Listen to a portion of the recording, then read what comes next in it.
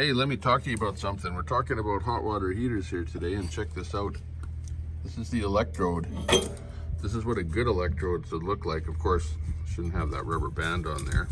But anyways, you've got this little port at the bottom of your hot water tank, and that is for the electrode. That electrode, you better check that out to make sure it looks half decent, because this is what a good one, a brand new one, looks like. But let me just go over here and show you what a bad one looks like. Look at the difference.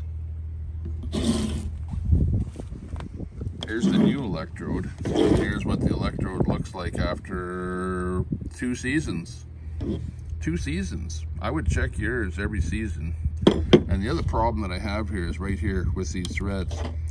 The threads rusted out on the tank, and I can only get this in a really short distance. So with the new one here, I can't even get that in, so I'm gonna have to grab a die set and recut the threads in there, because those threads are atrocious. I couldn't hardly get it in there more than about 2 or 3 turns, so we have to ream that out to get it back to new again, and that's kind of rusted out there. So anyways, that's what's going on, and you may have that problem as well with your hot water heater, so make sure you keep that maintenance up on that heater, okay?